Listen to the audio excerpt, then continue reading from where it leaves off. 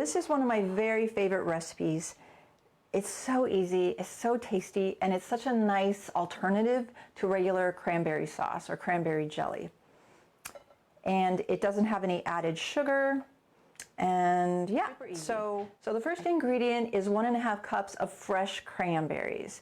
And this is how I bought my fresh cranberries today. Whoop. Just organic cranberries. These are in the store now, here in November 17th. So 1.5 cups. And I'm just using my food processor for this. If you didn't have a food processor, I don't know how you would do that. You'd have to just somehow cut everything super tiny, or if you have a little chopper, like a little food chopper like this, you could do it in that, but I think the food processor works the best. If you put it in the blender, it's gonna turn out to be like really thin, watery salsa, so I don't think that would work as well. So let's use a food processor. 1.5 cups fresh cranberries. And then we're gonna put in 2 medium fuyu persimmons. So there's 3 different kinds of persimmons I wanted to show you today. This is called a fuyu, and it's kind of like a tomato, an orange tomato. And these are very firm, and that's okay. You don't want them rock hard, but just a little bit of give is okay. But they're supposed to be firm, kind of like an apple or slightly softer. So we're going to use that. And then this is a different kind of persimmon that I saw in the store, and I thought I would just show you. You can use these as well. This is called an amagaki, and it's also, it's not quite as hard as the fuyu. And it's really sweet. It has a really interesting flavor, like vanilla cake. It's just delightful. So if you ever see these amagakis anywhere, pick a couple up. They are yummy. Now these are different than the haichias. The haichias are a darker orange. I should have got one of those. I didn't think of it. They're a darker orange and they're really soft, and those are really astringent. They're not meant to be eaten just straight and raw. They're meant to be used in baking. So these are the 2 that we like to use raw.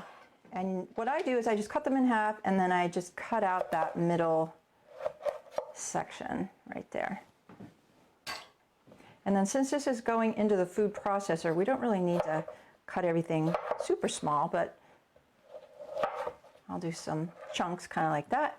So we're going to add those persimmons. Next we're going to put in 1 medium large apple. This is a Fuji.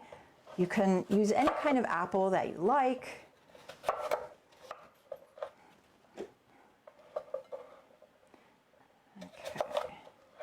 You could also use a couple different types of smaller apples if you want. This is really versatile. Okay. All right, so that's our 1 apple. And then we're going to put in 2 tangerines. I already got these ready. You want to strive to get seedless tangerines. Otherwise, you're going to have to pick out all the seeds because you don't want the seeds going in the food processor. So we're just going to throw these in. If you can't find tangerines, they're in the store now, so they're probably easy to find for the holidays. But if you can't find them, you could use an orange. But a really good tangerine is going to give just really excellent flavor to this. And this is just an example of the tangerine I use. I think these are called clementines. Oh, cinnamon. This is a ½ teaspoon of cinnamon. Let me shift my workspace here a little bit. We're going to put in a ½ teaspoon of cinnamon, and this is the cinnamon that I'm using today, just the Supreme Saigon cinnamon. I'm not particularly loyal to one type of cinnamon. I get this from Savory Spice, my favorite local spice shop, but any kind of cinnamon will work. And then I'm going to put in about a ½ teaspoon of nutmeg, and I moved my cutting board. Let me get that back.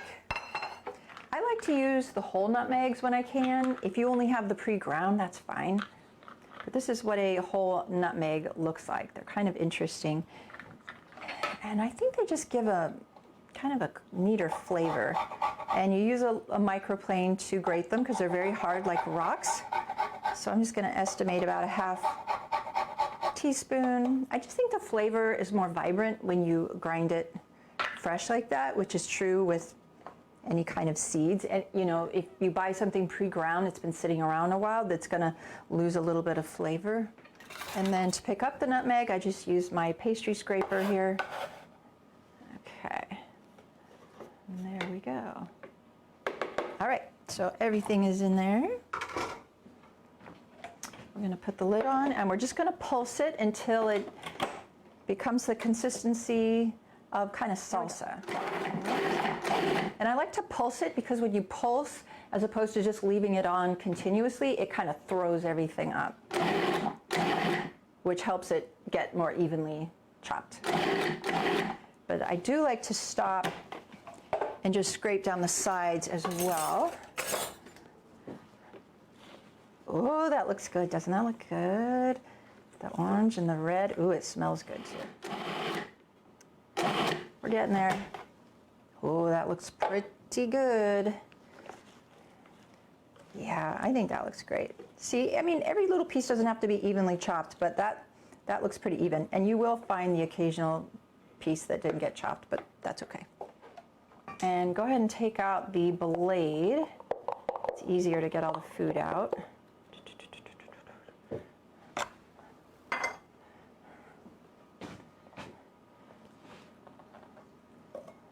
Oh, see, there are some bigger chunks. And you know what might help with this is to cut them a little smaller to begin with than I did.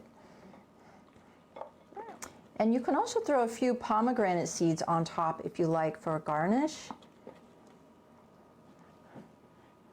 I don't have any today, but I think that the red color of the pomegranate seeds would look really nice and it would go really well with this dish.